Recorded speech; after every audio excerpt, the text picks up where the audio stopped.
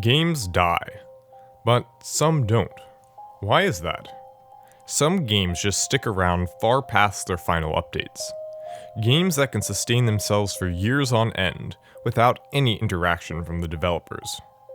I'd like to explore exactly why this happens with you in this video.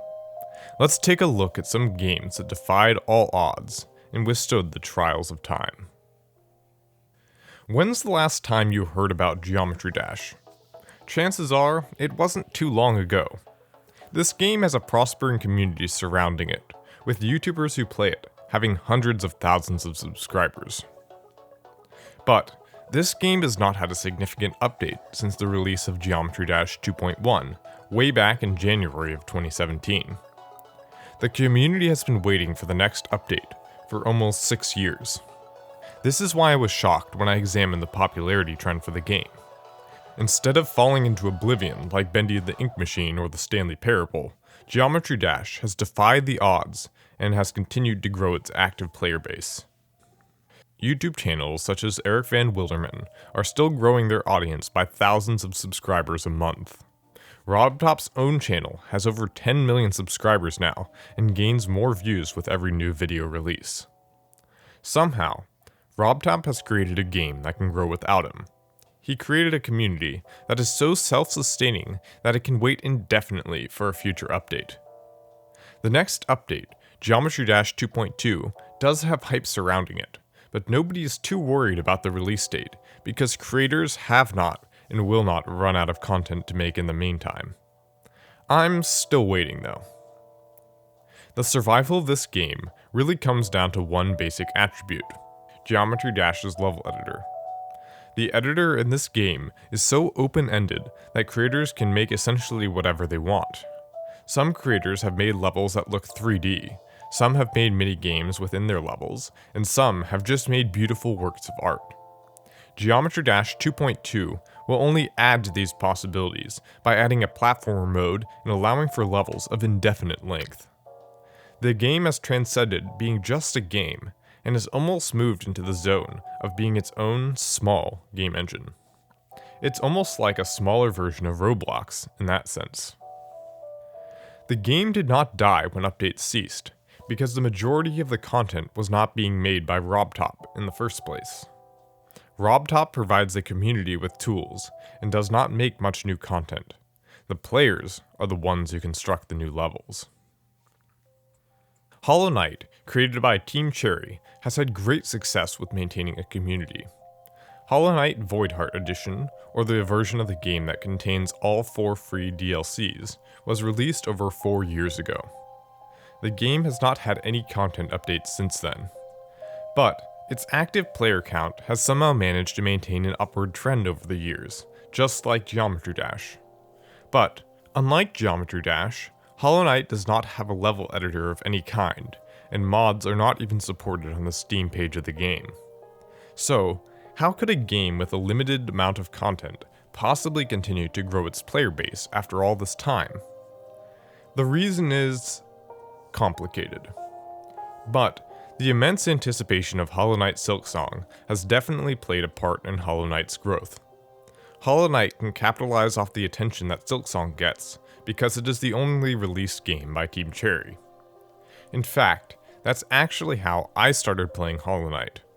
I heard about the game at the release of the Silksong trailer, and then started playing it soon after that. Now, I've joined fellow players in eager anticipation of Silksong. The content YouTubers create around Hollow Knight Silksong, or Hollow Knight, is a great source of advertising for Team Cherry. Hollow Knight is so large that after a year or two, players are bound to have forgotten enough of the game that it becomes fun to replay it. Because of this, Silksong will continuously keep old players active. That way, when new players join, the total number of active players will rise. But I don't think Silksong can account for all the growth Hollow Knight has had. Without creators having content to make about the game, Hollow Knight would never have gotten the continuous exposure it has. The game is so large that tutorial channels and lore channels can dig deeper and deeper to find enough content for years. The YouTuber Mossbag's channel was almost entirely built by analyzing the extensive lore of Hollow Knight and Silksong. Additionally, the game is complex enough that speedrunning the game becomes an interesting and lengthy endeavor. Even now, 5 years after release, new time saves are still being found. A new high score just depends on if a player is skilled enough to pull it off. Hollow Knight has survived for so long due to its great size and detail, along with the hype that has been generated because of Hollow Knight Silksong. This survival is truly impressive considering the game has no level editor. There's one little known game that I just couldn't leave out of this video. You might not have heard of it. Tetris? Just kidding. Tetris is one of the most played video games of all time, and it maintains a player base in a completely different fashion from something like Geometry Dash. The game was released 38 years ago and has mostly stayed the same in terms of gameplay. So, why would people want to play such a basic game over and over? I think it comes down to that the levels are randomized, and thus the fun comes from getting increasingly more skilled at the game.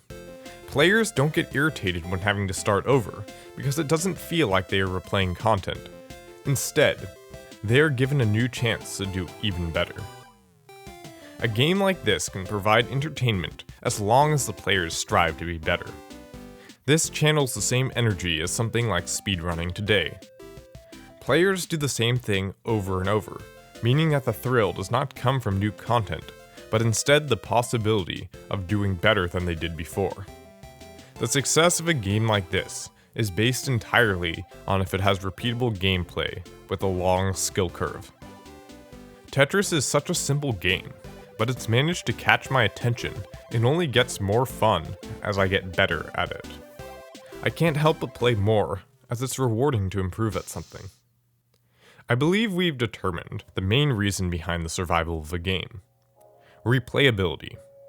This can come from several sources, one being the community-built levels of Geometry Dash. Without the community to make levels, the game would quickly run dry in content. Hollow Knight is highly replayable because it is so expansive and has such a deep and intricate system of lore. The game is so complex that digging into the lore feels like digging into the history of a lost civilization.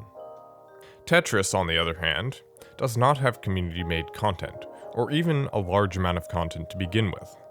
It simply uses its little bit of content extremely efficiently by allowing the player to have fun in learning a skill. So, my final advice to you is this. I think we as developers should examine our own games and find out exactly what part of our game would resonate to a community and put some effort into expanding it. The long-term success of a game is too important an attribute to simply cast aside. With that said, thank you for watching. I had originally considered putting Minecraft into this video, but I decided to make a distinction between games that might last without updates and games that have lasted without updates. So, tragically, it got scrapped. But, if you still yearn for more of my droning, try clicking one of the videos you see on screen now.